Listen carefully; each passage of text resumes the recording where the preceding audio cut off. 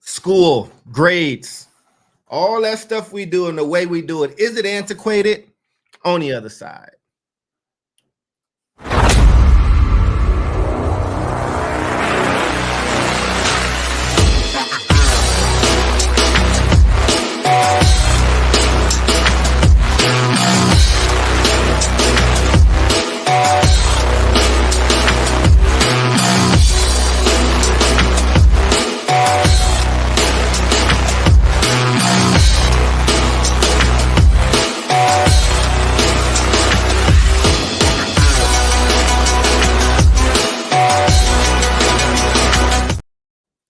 What's up, everybody? Welcome back to another episode of the South Star Classroom. Class is officially in session, and our lecturer, our leader, our guy today with the hair is black as the evening night, Omar Yanar.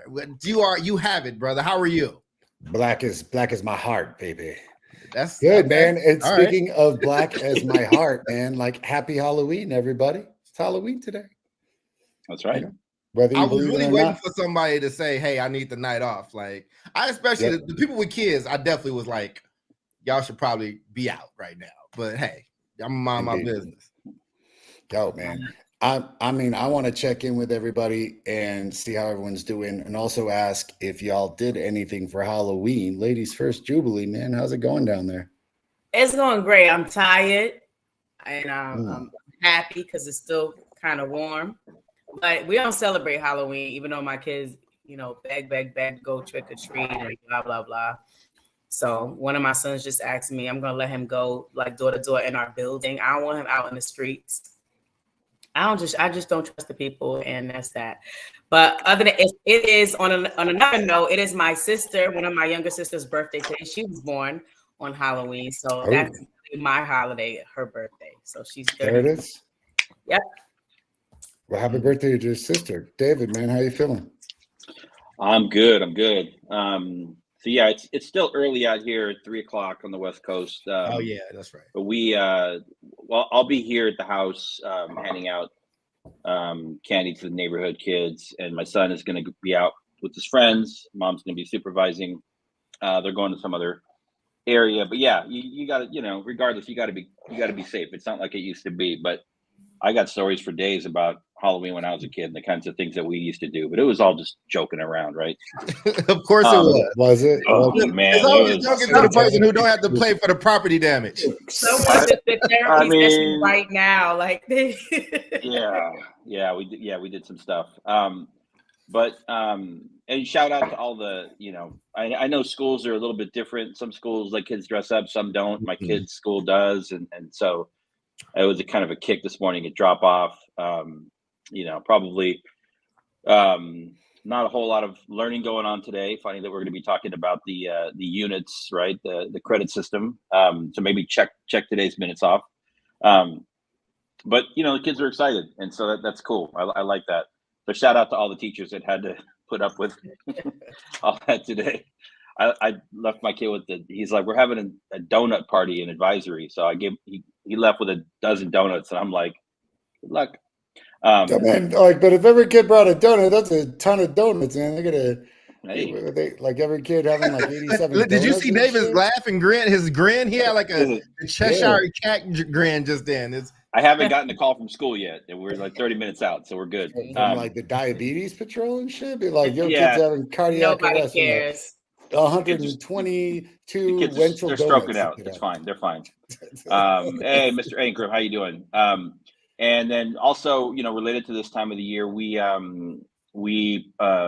put together and are slowly organizing our Day of the Dead altar, which we generally celebrate as brown people, kind of pre-Halloween, and then through the last couple of days in the early days of November, when we set up ofrendas for those that have passed on to the next level when they come back to help guide their souls and reconnect with them, not through like sadness or sorrow, but through like celebration and music and storytelling.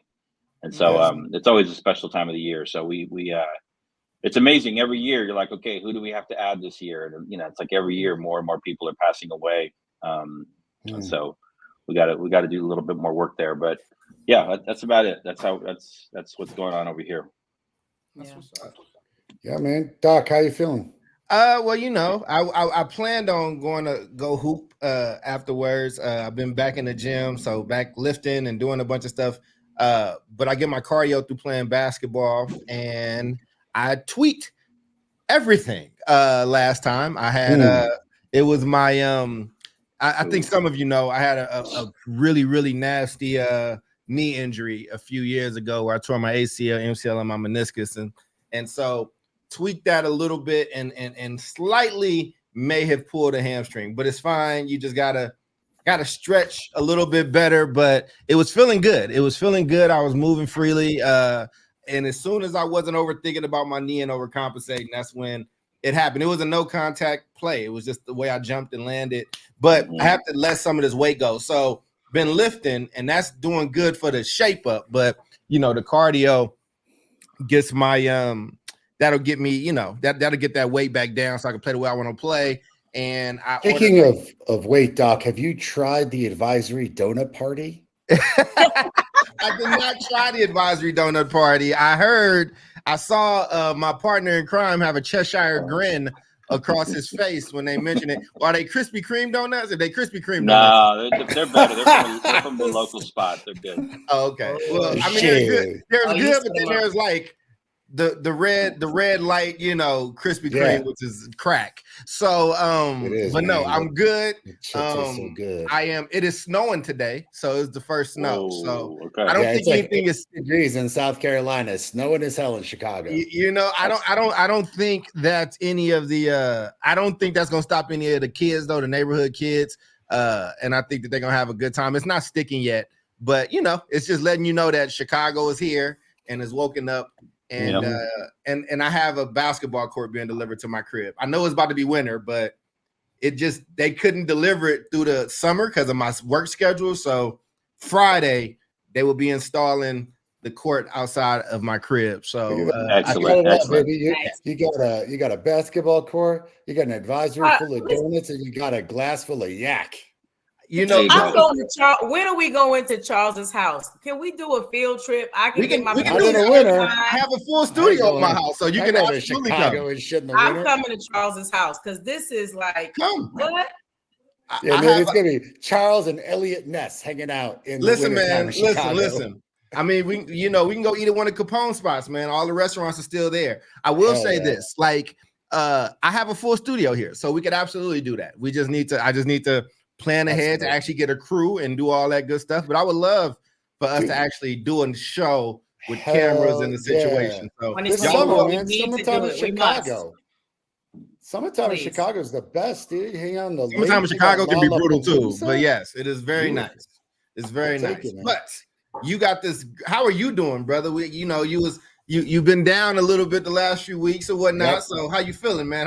What's new with you? Better, man. I was out of town for the last 2 weeks, checking in on a buddy of mine whose mom passed away in June, and we promised him that we were going to check in on him, man. My boy Sam Sanders from grad school. For all our listeners, man, if you don't know who Sam Sanders is, man, he's a famous podcaster. He was on the NPR Politics podcast, won an award for his NPR podcast called It's Been a Minute. And now he's on this really prominent podcast called Vibe Check. So you should check him out.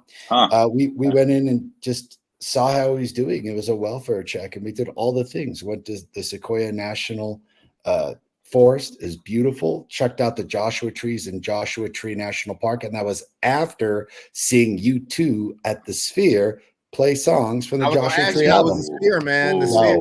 Are y'all, David and Juke? Are y'all familiar with the Sphere? Yep. Are you familiar with the Jubilee? So the brother that owns the New York Knicks, he also owns a lot of shit actually. But the Sphere is this huge, gorgeous thing. Even on the outside, it'll turn to a basketball or not. Like it's all LED lights.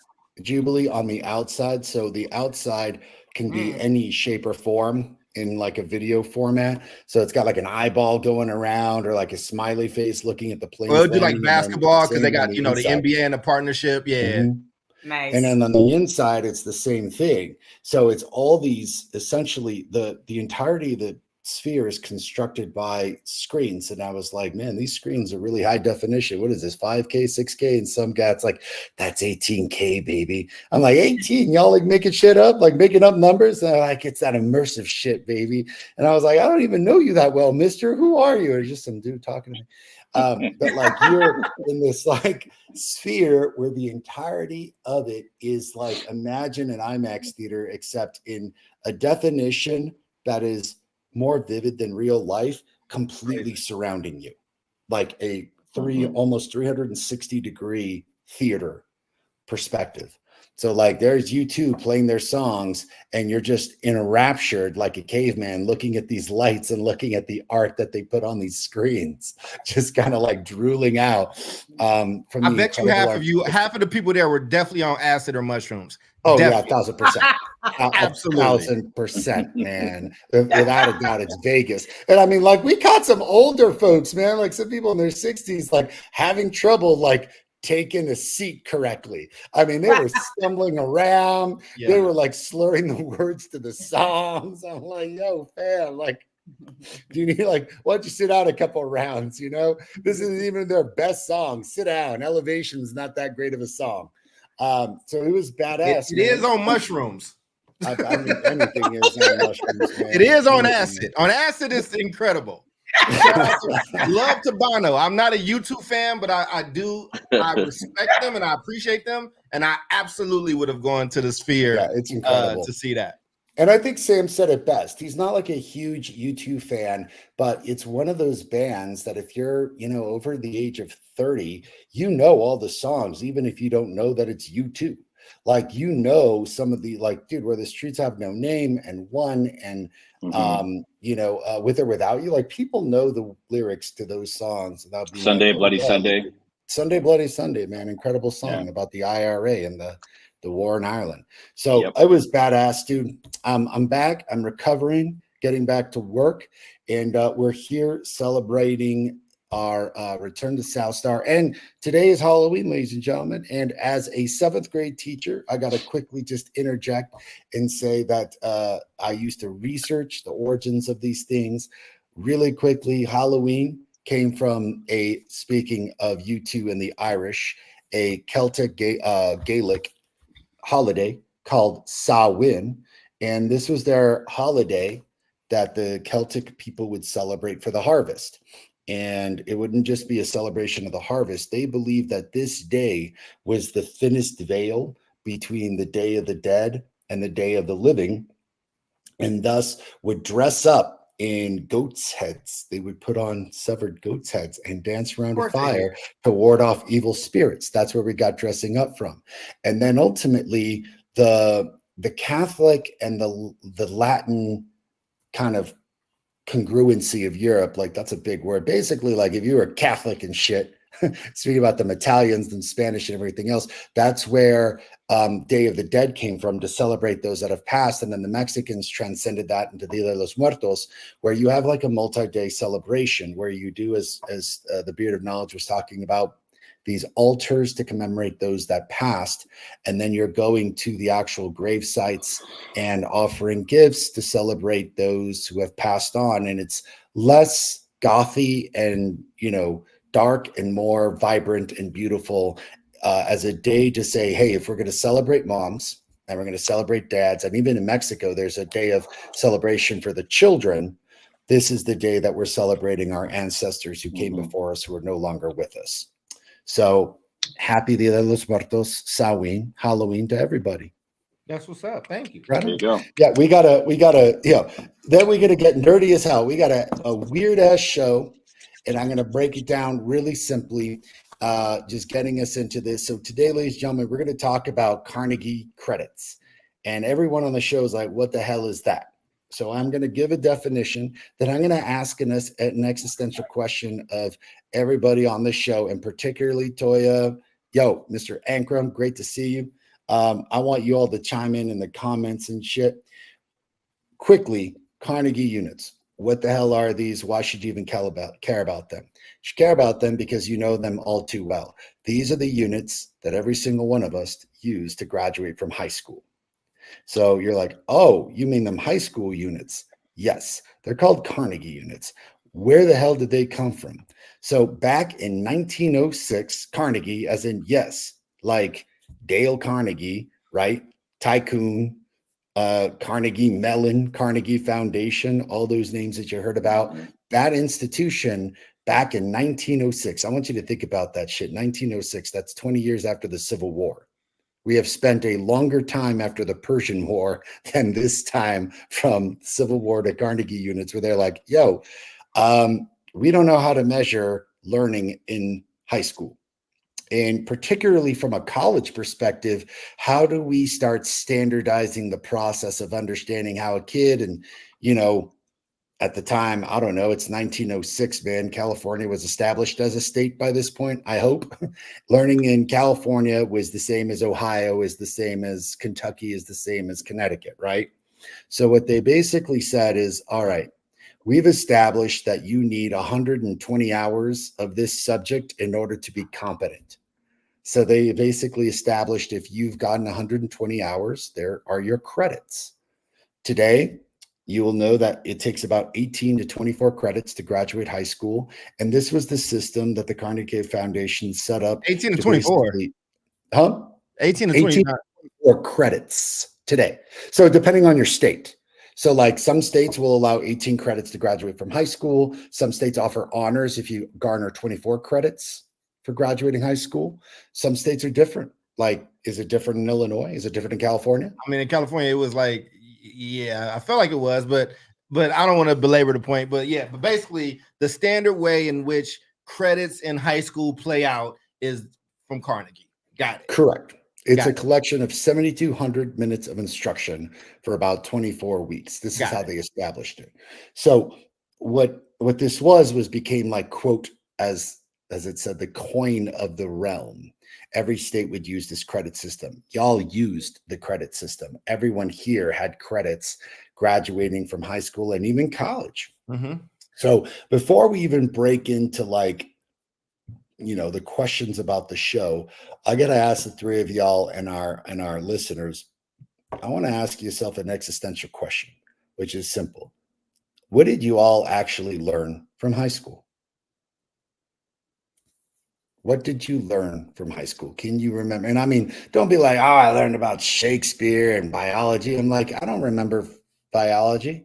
Like hardly. Like I can hardly remember what the hell was going on in biology. I could barely tell you what was going on in chemistry. So don't give me some of that shit. Some of that. I would say I didn't go to the best high school, but I learned social skills. It's where it was more of a social experiment, I think, and just how kind of microcosm of society on a larger realm.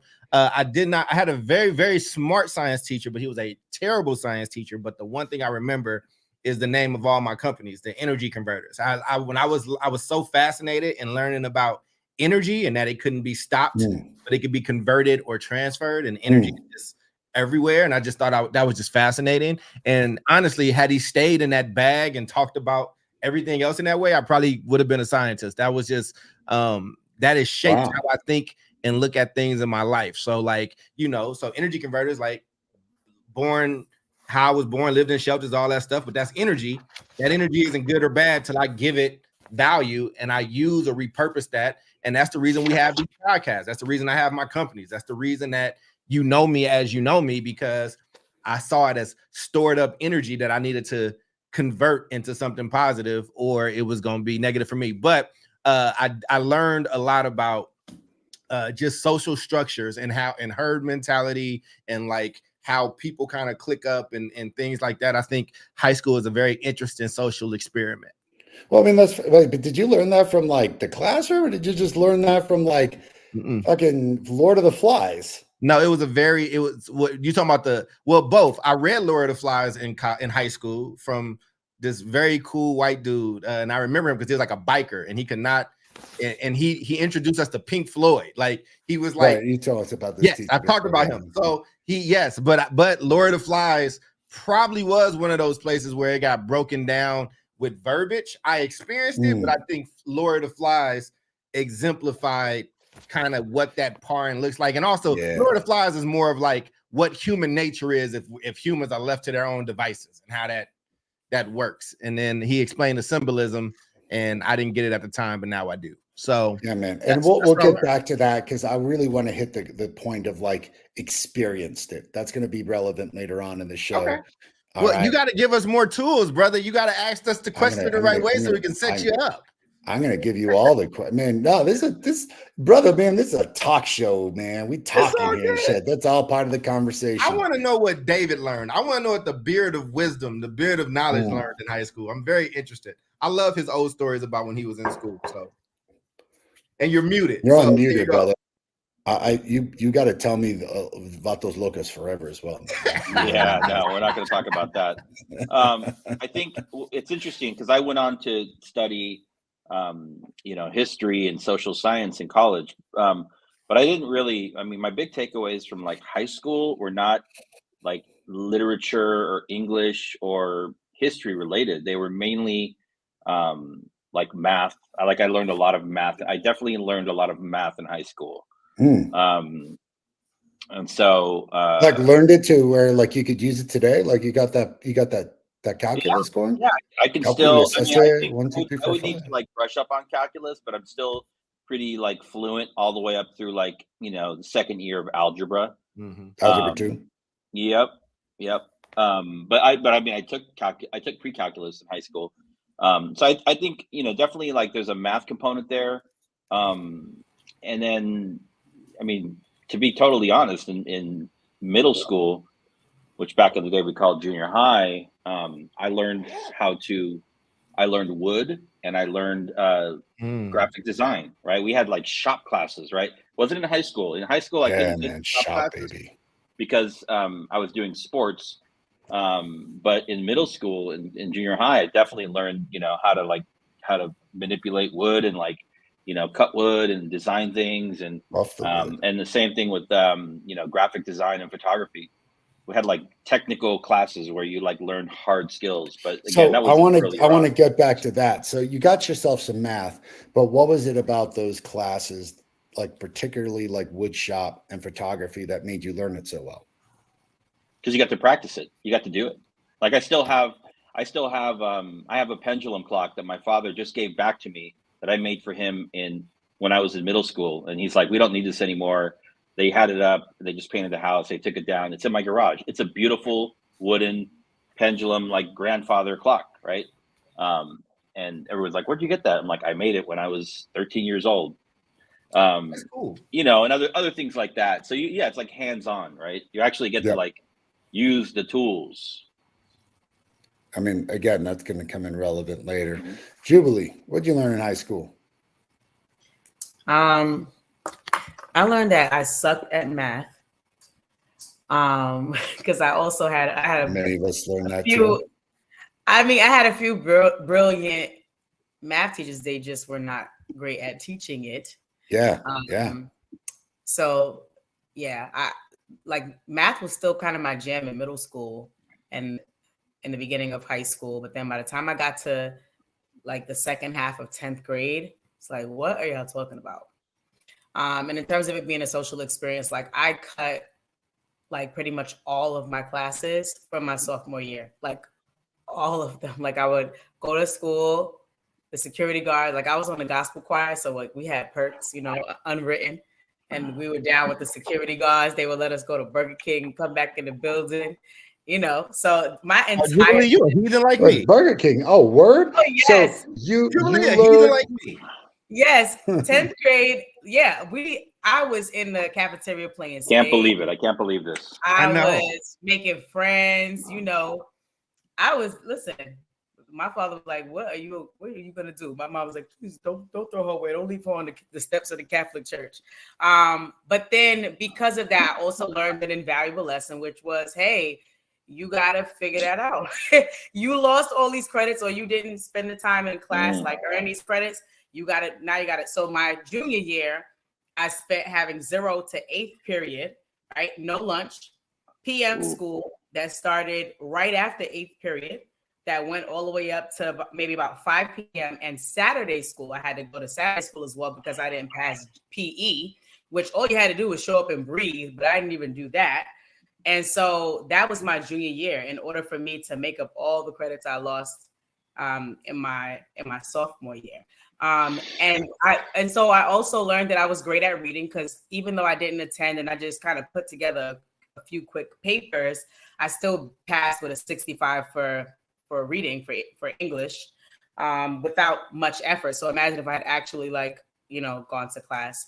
And I'd say the last thing that this is the biggest impression that was made on me in high school, and that was two educators, Dr. Steger and Miss Turner. Dr. Steger was my ELA teacher. She was our reading and writing teacher. And one day she came in that classroom, she looked at us, a room full of Black kids and maybe a couple brown kids, closed the door, and she was like, I'm gonna teach y'all how to write a college paper. I'm gonna teach y'all how to do parenthetical documentation. We were like, parenthetical of who? And it was not a part of our curriculum. Mm-hmm. And Dr. Steger, older Jewish teacher, taught all of us Black and brown kids in that classroom how to write a college paper, right? Many of the kids in my school, I don't know if people didn't feel like they were going to college or whatever, but the other educator's name that I said, Miss Turner, was in charge of a co-op program. So after I fixed the mess that I made in 10th grade by having a hell of a junior year, got my average up to a 90.25, and Miss Turner, a lot. Yeah, pretty much I was in the streets. Okay, let me tell you something. Get me a t-shirt, baby. I will wear it. I'm a heathen now, so you're good. You good. You all good. Glitter and rhinestone. But Miss Turner allowed me, even though she didn't like my attitude, she didn't like a lot of things about me. She, there's something that allowed her to put me in the co-op program. And the co-op program allowed me to go to school one week and go to work the following week. Yeah, we're going to talk about that too. Yeah, we moved as a cohort, right? So there I learned, I experienced like real career preparation, right? And just life skills in terms of managing both, right? Because we had a full schedule. On week 8, it was all the classes, everything had to be on time, right? And then week B, we were out in the field literally with real jobs, like paying taxes, getting paid, all of that. Poor Omar. I don't think we answered the question the way Omar needed us to answer these. No, actually, you're answering it exactly the way that I make a point. But go ahead, I'm very interested to hear how you go about to flip this back to this thing. Well, what was the question? No, you did fine. I just think that I think we were supposed to answer a certain type of way. I don't know, because Omar is leading it, but I'm curious how he's gonna take that and move us. I am intrigued. Okay. Indeed, man. I know exactly the way I'm taking this, and I wanted honest answers because ultimately, I've got exactly what I need on both sides of where I'm taking this. But Toya, Mr. Ankrum, where y'all at? We want to hear from you. Please comment in, especially from our audience. I just want to hear a blurb, what y'all learn in high school. And some of y'all may be like, I ask my parents all the time, and the often answer that I get is shit, I had a good time.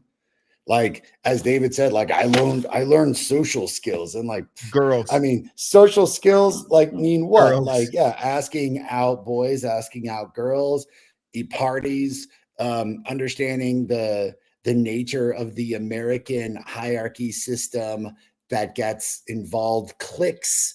I mean, you learn a lot, as David said, from experiencing it. But other than a couple of different examples where Doc's I learned some of the scientific stuff, I wish I explored it more. Or Mr. Castillo, that's apparently learned math. And I'm all right, man, you the only one. Unless you went into engineering or, some other math related course where I'm super impressed. Or ditching school to go to Burger King. How to write a college paper, which is badass. The two ways I'm taking this is, we have this system, the Carnegie credit system, which everyone uses, which everyone knows is okay, so you went to math and you got a credit for algebra 1 first semester and a credit for algebra 2 second semester, whatever, 0.5, and you got a year's worth of credit. Same thing for English, same thing for science. And it's made me deeply question, is this what we should be learning? Because humans invented the credit system, and humans are still navigating this system that we're currently using in high school. So my major question is That's cool. I worked in cut classes too. See, like everyone learned how to get the hell out of school as opposed to stay into school. I did not cut. I did my dirt in school, but I had a big pops, and he would have got with me if I got caught cutting. I didn't play them games. I did not play them games.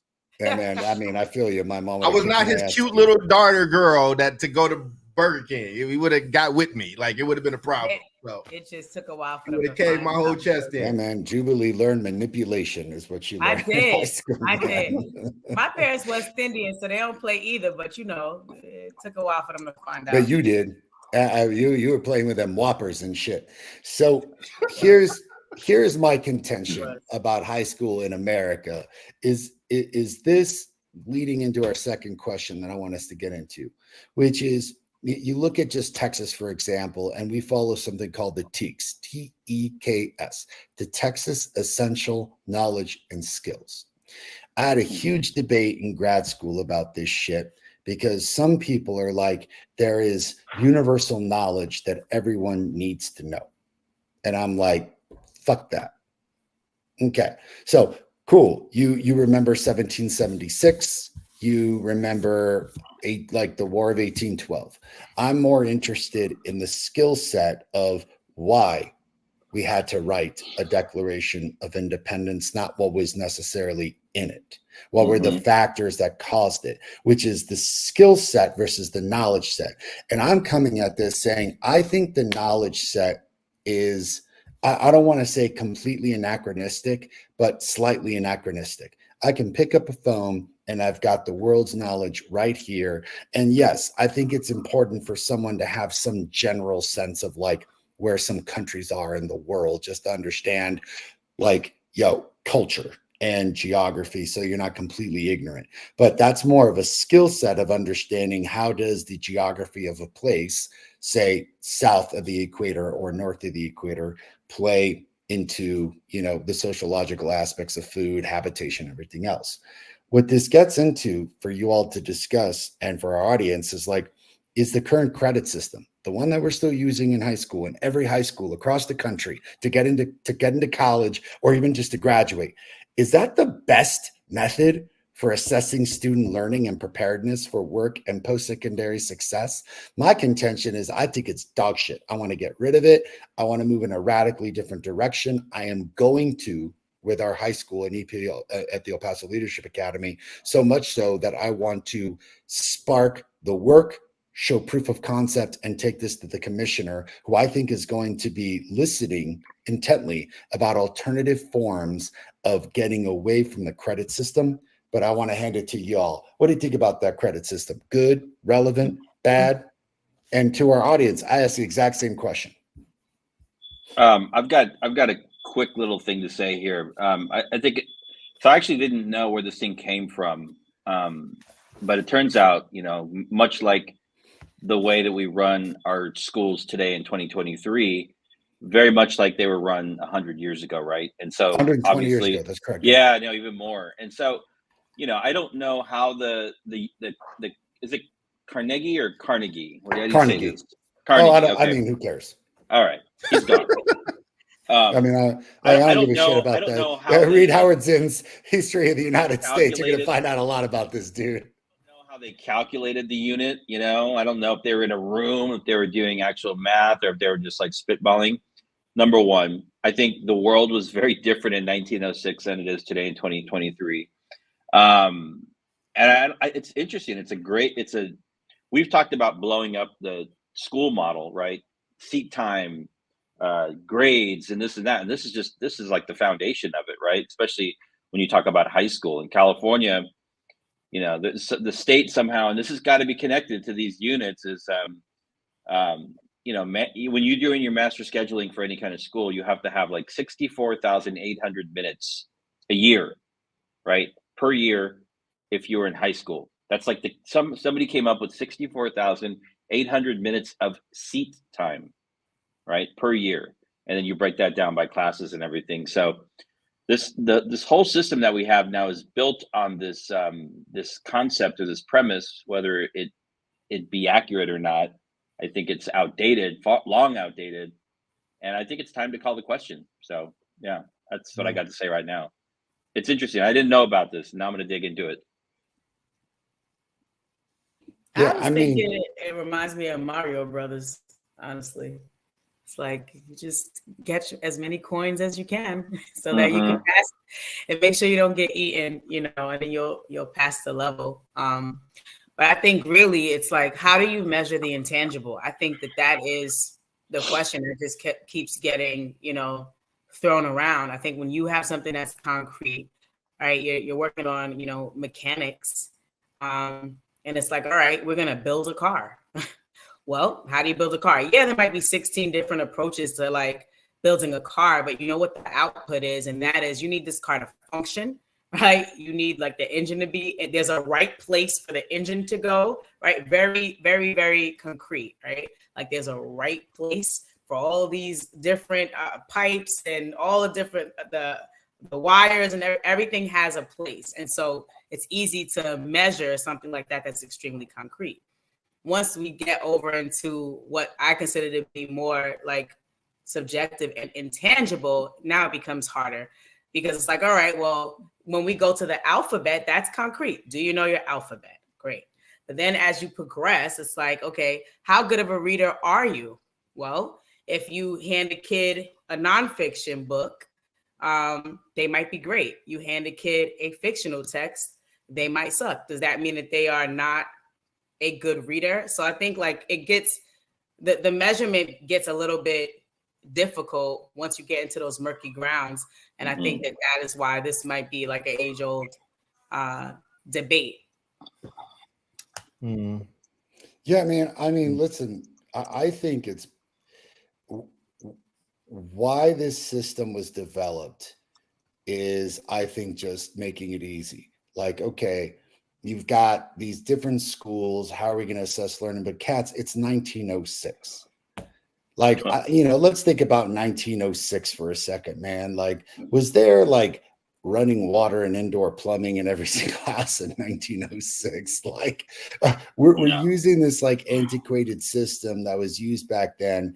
And I think it's my contention that it's clearly outdated.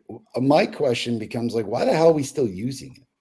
I mean, because like what? Well, I'll play devil's advocate, right? Because I'm definitely for like the blow up and things like that, but it raises some concern for me because there is a standard system. So if I'm applying to get into college and somebody from Texas is applying to get into a college, for the most part, we can compare on some level apples to apples, right? Like if it's like, if we're doing this and you're doing this, this is GPA, this is SAT score. Now, I know a lot of places are going away from that, and I know there's a lot of racial discrimination and poverty and things that come into play, but it's still something that's standard.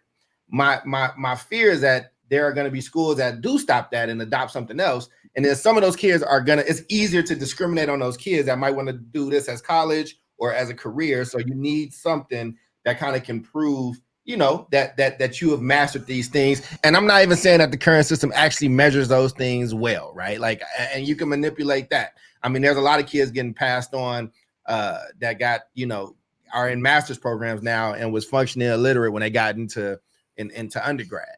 Now, what I would say if I was answering that, I think we should be global citizens at this point. I think 2023, the world is a lot smaller in the sense that with the internet and travel and more high-speed trains, and I think they're working on new planes that can go even faster, like the world is going to continuously get smaller.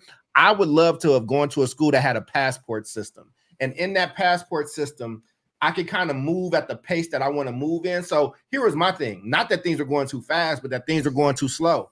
If I mastered 9th grade English in my 3rd month as a 9th grader, I feel like I should be able to work on 10th grade English. Like, I feel like I should be able to do those things and I can have a different type of high school experience. And I could, I can get a bunch of passport stamps in my school or education passport, however you want to think of it. But I do think that if there is a change, there needs to be a change that leans more on mastery.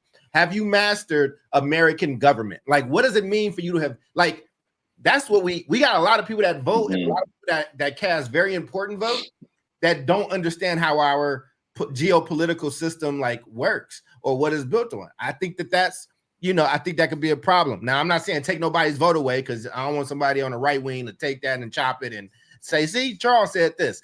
But just to answer your question, I think that that system has worked in the past on some level, but if you're going to improve upon it and get rid of it, I think that mastery should be proficiency. I think there should be a proficiency and then a mastery. So you can do proficiency, you know what I'm saying? But maybe you want to be a master in this. And when you become master, it opens up a different level for you. Like, think of it as you can think of it as a passport. You can think of it like a chess, a chess point system. You could think of it as a gamification, but that's how I would be thinking of it. But so I want to push on that idea just really quick, because you brought up something that, well, I get in the proficiency and mastery, Doc, but you're like, I think these lawmakers need to have this civic stuff.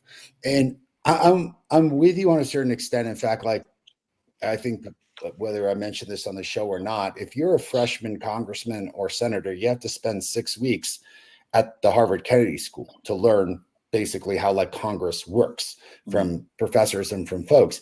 It shouldn't be the end all be all. But what I'm getting at is that, like, that's cool if you're a lawmaker, but like, I didn't want to become an engineer. So why am I sitting here messing around with pre-calculus? Because I think and chemistry. To answer you, I think that maybe the proficient marker to move on into citizenship is just algebra. Maybe it's just algebra. And once you're proficient there, you don't have to keep going in math if you don't want to. Like, it's almost, David and I were talking about like the high school exit exam. Everything on that exam is general stuff that functioning adults should, for the most part, know. So I don't think everybody needs to be a politician. I do think that in the country of the United States, it would make us a smarter electorate if we understood the basics of, like, if we go on the street right now and ask people the three branches of government, a lot of people that can't answer it. Actually, immigrants can tend to answer that question better than people that were born here. What I'm saying is that, but maybe you're like David and he liked math. So maybe David is proficient in algebra. Then he does mastery, but then that opens up calculus for him. That opens up engineering. That allows him to go in a way he wants to go. Now, maybe I just don't care about that, but I need general algebra to graduate. As long as I prove I'm proficient, I can move on to something else. I can move on to wood making. I also think that high schools should do a deeper analysis on what that town or that city needs, so they can also prepare you for jobs in that place for the next 10 or 20 years. So if you live in a wooded area with a lot of woodlands and like in the Yosemite type area, I think you should be proficient in what David was talking about around wood making and cutting and things like that. If you live in Chicago in the winter, like, maybe there's some skills that's coming here that you need to know, like tuck pointing. I didn't know what tuck pointing was. I've lived in California my whole life. Everything is wood there. Something happened to my house, it's made out of brick. They were like, bro, you are not in California. You need somebody that works with brick. And it's like, oh shit, like that's 4 times what I didn't even know. I wasn't even prepared to like be the homeowner here. And God bless the dead, my cousin, the one who was a firefighter who had those skills. That's what I'm saying. Like, we can have a more effective education system that actually solves those local issues and makes us just better global citizens. I do think there is something to us as a United States just contingency losing ground intellectually against other superpowers like China or Russia or places like that. I think that stuff is important. And I think you can tell how far we are with this global incident that we're having right now with Israel and Palestine. Like, I'm so ignorant on that topic. Like, I have to do so much reading, and I'm so careful before I even speak, because I don't want to sound like a dumb American talking on something that's super, super sensitive. You know, kind of way that some people in cornfields talk about black people or the Black Panthers, right? Like, they just ignorant on it. But that's the thing, they weren't taught it at a high level, right? So that was a long-winded answer. So I think my question becomes like, is it more important to learn about the Black Panther movement or about Israel and the Palestinian conflict? Or is it more important to understand the cause and effect issues and skill sets of why did the Black Panther Party need to exist?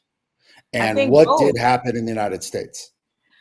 So it's like, I agree with some of what you're saying, Charles, in terms of like, what I hear you saying is there needs to be a point where choice and voice where there's space for student choice and voice, right? And so I definitely believe that. I think, and here's me, beating a dead horse. Like, I think part of our issue is the fact that as a country, as a nation, we will still need to come to the table to decide what basic understandings should be. I don't think there is a way to get past this or further along in the conversation without having that conversation, right? And that it seems to be the place where we can't agree. I think if we were able to, and in the article that you sent, Omar, I said that they're talking to like 10 of the largest states to kind of figure out like what to do. I mean, that could be a start, but I believe when we know the answer to that question, what's the basic understanding for reading, math, social studies, science? Can we agree on this? And be honest about the fact that may just take us to 7th grade. I was sitting and talking to my son a couple of weeks ago. I recorded it. I actually was going to send it to y'all in our group chat because he blew me away. He was like, I don't understand why we're learning this in 7th grade. Like, what am I going to use? I think they're learning like ratio and proportionality, right? Or something like that. And he's just like, I get it. If I go shopping, I need a discount. But he talked about some other topics, and he's like, why do I need the triangles? I don't know. And so maybe when we sit down and finally agree on these things, maybe it might just take us to 6th and 7th grade. And maybe the choice and voice might start after that. But I think the key to being able to make a decision is beginning with the end in mind, which we can't do until we agree on what the basic understandings need to be. And so when we think about the other nations, whether we're talking about Singapore or China or any other nation that we feel like has a superior educational system to ours, I bet you they have that. Now, I won't, speak too quickly because I haven't researched it, but I could almost guarantee that there is going to be some basic agreement in terms of what a child from here should know by when. Once you know that, then you can backwards plan and say, if this is the output we are looking for, then these are the things that we need to talk about during class. And these are the ways in which children can show mastery. But I think that is a really a big missing piece. And back in the day, right? Maybe 1906, when you would go to the schoolhouse, right? It was like the teacher was the sharer of knowledge, right? Through lectures, right? And now we have like textbooks, and now we have the internet, and now we have artificial intelligence and Chat GPT. So I think the information age, it should have shifted how we think about schools and the kinds of information students should be learning in schools versus like the skills.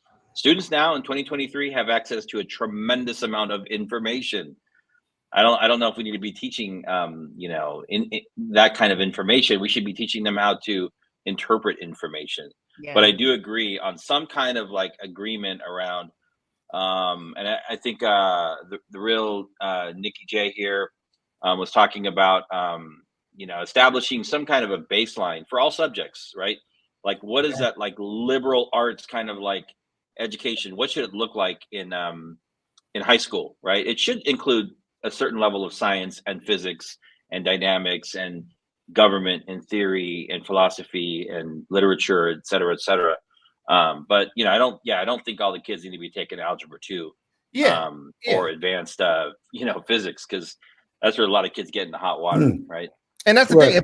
If I'm a level 1, like, and maybe I'm a level 1 math person. Like, level 1 is just it's the minimum, but I have shown that I have proficiency here. But if I love math, I can go on to be a level 2, level 3, level 4. It's almost like when you see an MD, right?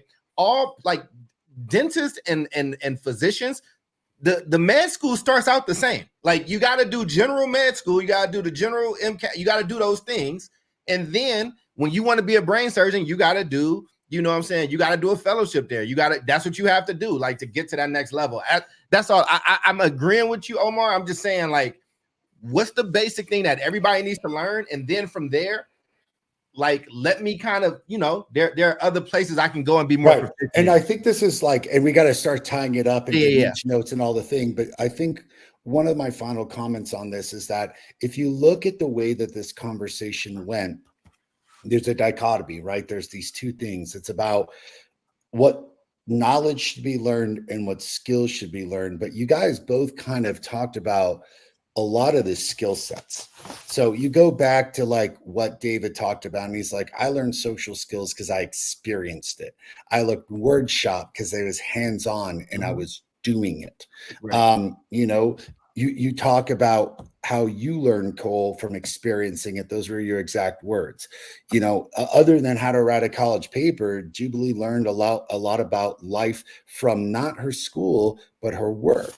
And I think what I'm getting into here is that how we learn, which this article kind of like dives into, is through immersive experience, which is not necessarily happening in the classroom unless like you're doing a lot of hands-on learning from mentors, from experts in apprenticeships or internships, from peers. It's the 21st century. And the last show that I kind of got into, which was, hey, we had this whole COVID thing.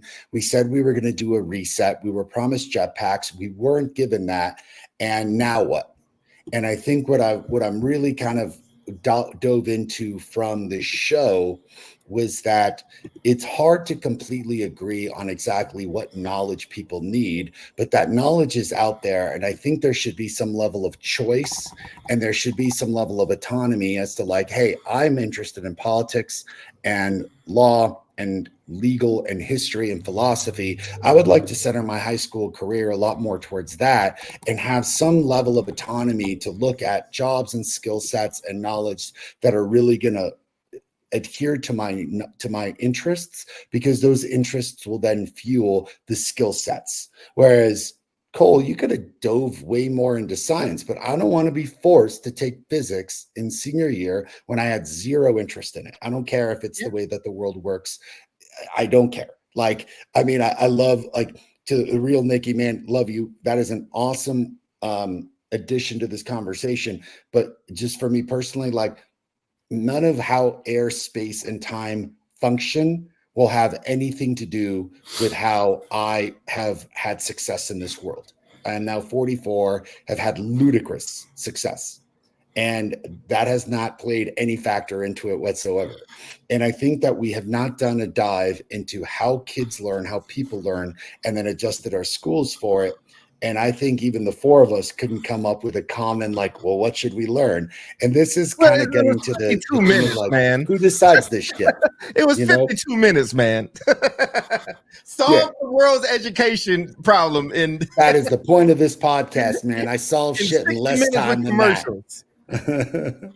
No, man, but I don't think that you're actually disagreeing. I think I agree with you. I don't think physics, a deep level of physics, is in that baseline of what you need to know to be able to function though.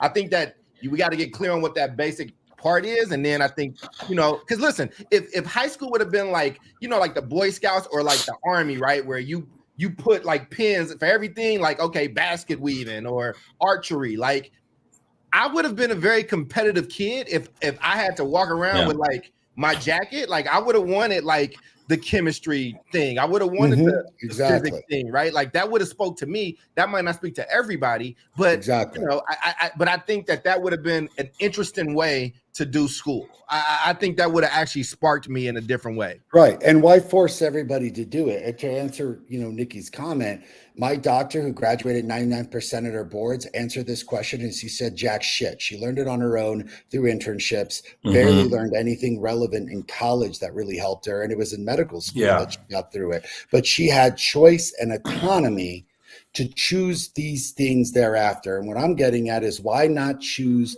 that autonomy more in high school so that we can have kids who want to dive into those subjects more so in high school without everybody being forced to do this credit system where everyone is forced to do all this stuff. Whereas, like, you know, Jubilee said it, like, we could probably learn all this shit by 9th grade, 8th grade, and then have a lot more choice and autonomy in our learning coming in high school. And so other countries do that. That's exactly my point. And there are other countries who are now accepting alternative high school degrees based more on competencies than on credits. The University of Melbourne is a perfect example of that. Yeah. Where they're we're doing this new because this whole system sucks ass. And this is not the way that we are getting prolific learners. And they're realizing that kids that are graduating from competency-based places are having way more success in the real world and way more success in post-secondary because they're actually learning as opposed to like learning game of how to get through high school. So I know, we're 55 minutes, man. Final thoughts. I know. Oh yeah, we're there already. I will just say, limited time to take on such a big topic. Sorry, my headphones died on me.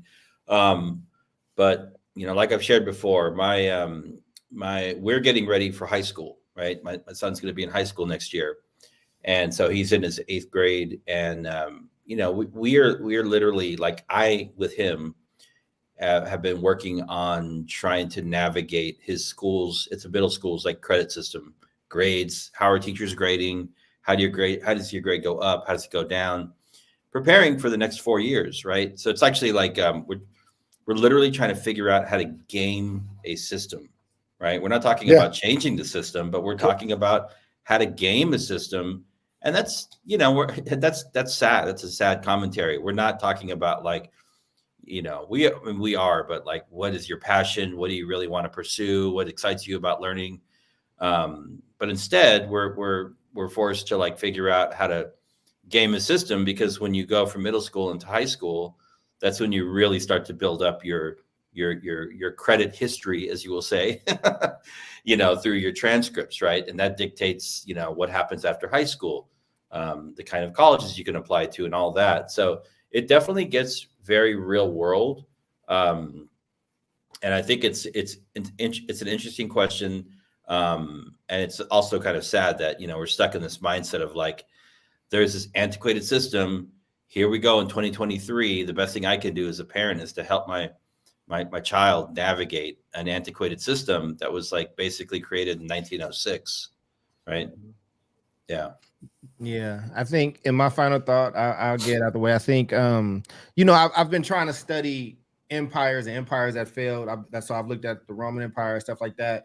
But what Marcus Aurelius did for his son, like he gave him a very personalized education because he's like, I'm a king. Well, not a king, but I'm the ruler of Rome. And like sons don't usually just get this. So if you're going to be prepared. And the first part was self-defense, leading your army. And he just had his best soldier, Narcissus. That's where narcissism comes from. Narcissus used to just beat the shit out of his kid every day until he got proficient. And able to lead an army. Then his dad said, okay, you've done that. Now you're going to learn politics, but not politics on who did this and who did that. He taught him like how to negotiate, when to go hard, when to go soft, how to take over nations. Like it was like a real thing. And I'm studying those, and I love to find some more African ones, but I'm also going to study matriarchs. But the point is that I would have loved during the pandemic if on Twitter or social media, if somebody talking about COVID and what to take or not, if it said level 6 physician versus somebody else was talking this like level 1 or sub level 1, like I think that would have just helped out society a lot more. I think we're in a time where there are not enough boundaries between who are experts and who's good at the internet. And I think that's a very, very dangerous place. And so for me, the 4 of us are educators. The 4 of us have learned how to do this. So I'm doing my own section on just Derek Bell. Like I'm going deeper into Derek Bell. I built my own curriculum. I built my own stuff to kind of go in there. So I'm just not speaking flippantly on things that I may have read in passing or I may have read in grad school, but I didn't really, I would still be technically a level 2. I want to be a level 10 on this brother and see where that leads me, right? So that's what I would tell people listening, like study people you admire or people that you think are smart or whatever, and try to find out how they got to that point or what they do with their own kids. I think that you find a lot of secrets in that. And so, those are my final thoughts to get it out the way. But great topic, Omar. And I will say, I do see the thread from like your show a few weeks ago. I see what you're trying to do with today's show. I think that there's like a section that you're trying to like hit, and kudos to that, man. And we want to help you get there because I think it's actually really brilliant. Oh man, thank you. It's a conspiracy. That's what it is. I think so. C-O-N conspiracy. Jude. Oh God, this is a great show. Thank you, Omar. A couple of thoughts. So Gladwell's book that talks about the whole like 10,000 hours. That's kind of what I was over here thinking about, that like nothing replaces just the power of practice. And I love to live in the space of duality. Like you need theory, right? To Omar's point, and rationale, and just understanding sort of the foundational pieces of a thing. So you need the theory piece, and you also need the practice piece. Like all of my greatest learning has happened where both have been present, if I am honest. And then I think we need national standards. Like we need to come together and figure out what are we saying our students need. And I know that's not going to be without a bunch of foolery, but it is something that's necessary. I don't know if we could take a page out of somebody else's book, but I think it is important for us to get to a place where we understand, all right, between pre-K and 7th grade or 8th grade, these are the mandatory standards, and this is what we need kids to know and be able to do. So both the knowledge and the skill set.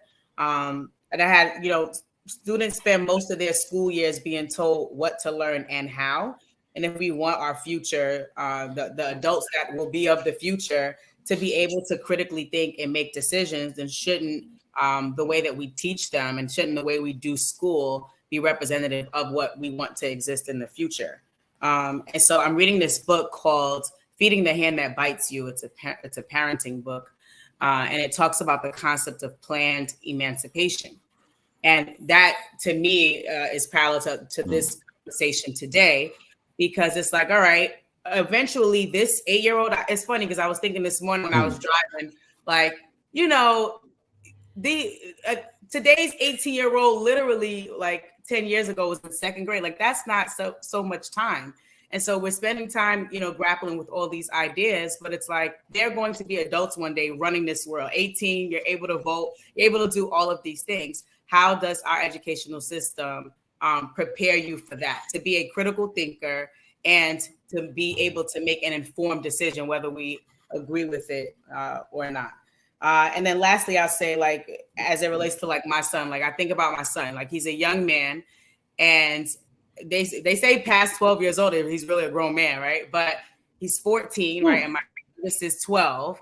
And so for me, I feel like my household has to be a microcosm of what the real world is, right? That I can give them all the rationale or whatever, but they have to be able to practice being responsible. They have to be able to practice, showing up, getting up on time. They have to have that experience and that practice in order for them to be prepared. And so, those are my final thoughts. Right on, man. So really quickly, I think what I'm really getting at is that as we continue to assess the American educational system, like on the show, and question all the things, and listen, like I love talking about all the pop culture stuff more than anything because I think it's fun. But in those in-between weeks, I think it's really important for us to just sit here and examine, like, why are we doing the things that we're doing? Where do they come from? And like, should we continue doing them? And I think this is one of those things that I feel pretty adamant about, with just being very honest, is that like, I think the credit system is dumb. Like it's done. I think that like if you want to establish a standardized way of doing everything, then cool. Like how are we any better than like Nazi Germany with their standardization practices? Because like this is not rooted in that, but this was practiced by them. And this just screams of that standardization process that is trying to make everybody into the same thing. And I really don't agree with that. I think that there needs to be a level of choice, autonomy, but perhaps an agreed to sense of what are some of the things and skill sets that we think moving into the 21st century kids really need. Like I built my 5 core competencies at EPLA around them. So like you talk about CRUSH, CRSHH, cooperation, responsibility, smart, hungry, and humble. All 3 of you know those core competencies. They're not far away from Covey's 7 habits of highly successful kids and highly successful people.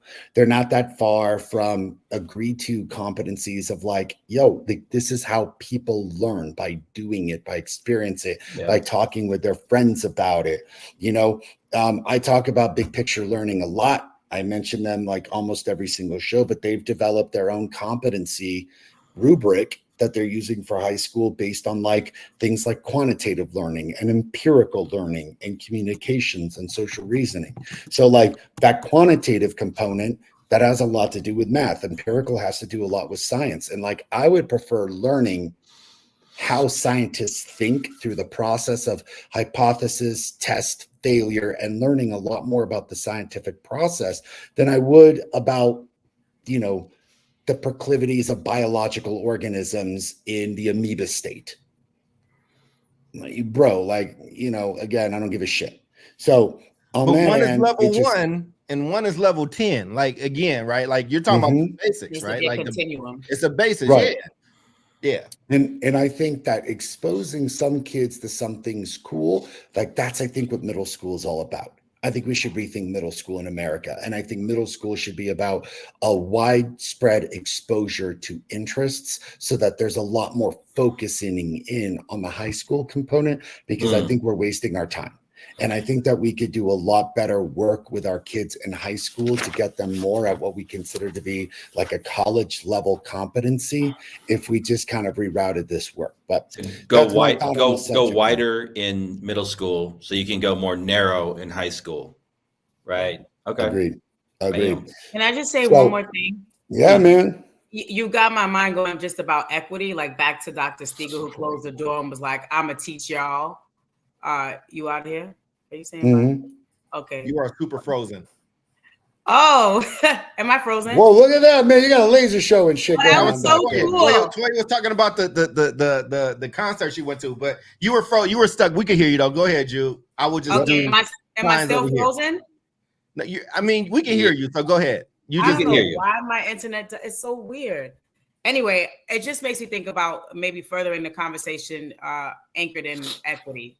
Because Dr. Stiegel, like I said, that was not in her curriculum, right? And it's because of, you know, who we were and where my school was located, that and the expectation for what we would do once we graduated was very low.